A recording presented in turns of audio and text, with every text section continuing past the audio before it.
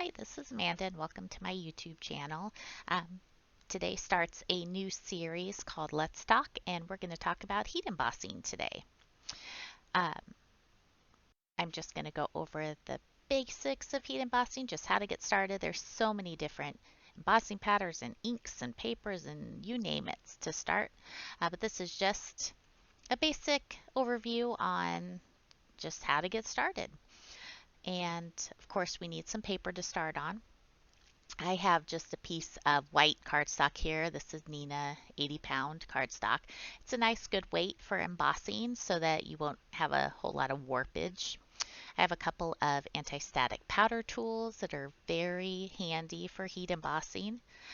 Here's just some embossing powder and then an ink pad. And of course we just have a stamp from my stash and these neat little hot hands from Simon Says Stamp that I'll demonstrate later. So first, oh yes, and my heat gun. I always forget the heat gun, and that's like one of the most important parts of heat embossing. So I have my paper here, and I'm going to show you what heat embossing looks like with and without the anti-static powder tool. When I first started heat embossing, I did not have an anti-static powder tool, and I had trouble with nice crisp images. So when I discovered the powder tool, it was amazing. So on the left side here, I'm going to lay down some powder, the anti-static powder, and on the right side, I'm not going to use the powder. So you can see what happens with the images when you heat emboss it, what it does to the paper. So this is a really cool little anti-static powder tool from Rabbit Hole Designs. I'm going to link everything below so you can reference it. But this little tool has a nice little brush on it, and you can really control where you want that powder. And it's also refillable, which is pretty handy, so that when you run out, you just fill it up with some more. The other anti-static powder tool is this little bag here, anti-static powder bag. And this is actually the first tool that I started with. And it's really good for large images if you want to cover a lot of surface area with powder. It does, however, though, leave powder behind on your hands, and it's not the best for if you want to, travel or, take your craft supplies with you. You have to put it in a container, but it's totally preference.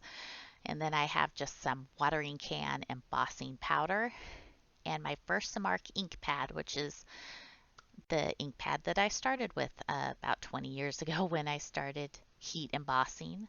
So I'm just going to ink up my stamp here with my embossing ink, and the embossing ink is very sticky. It's a little different from other ink pads. That stickiness helps to grab the powder so that it stays on the image.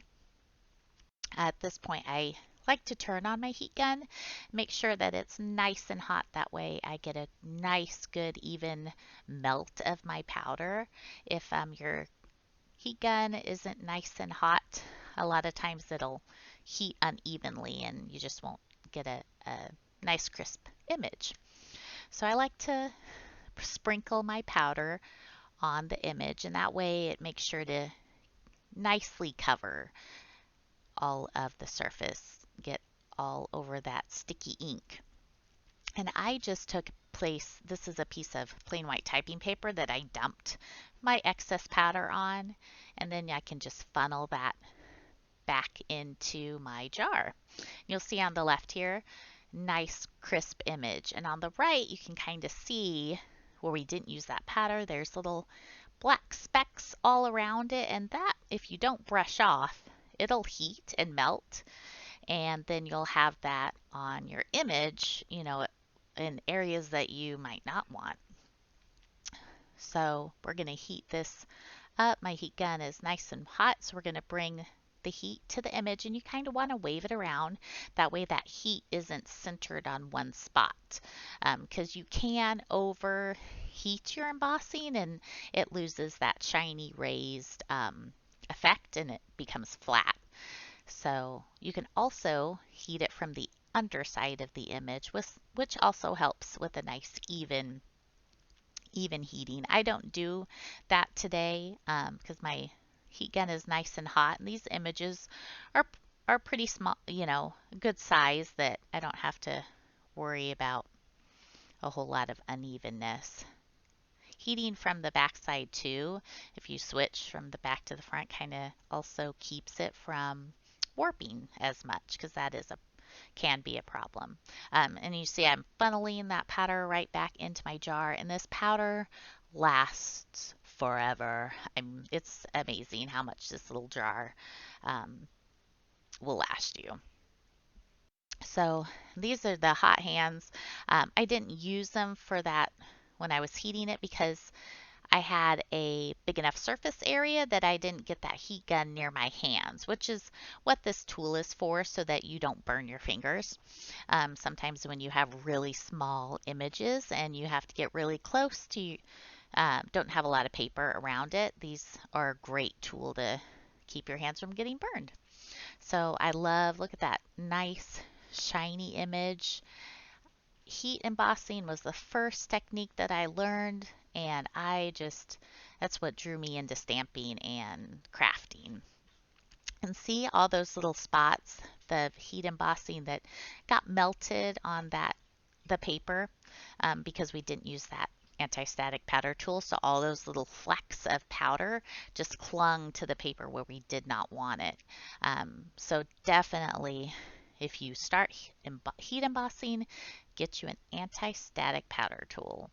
You'll have nice, clean images, and you'll really thank yourself. And, you know, this is just an introductory um, to heat embossing. There's so many different embossing powders and ink pads and just papers you can use.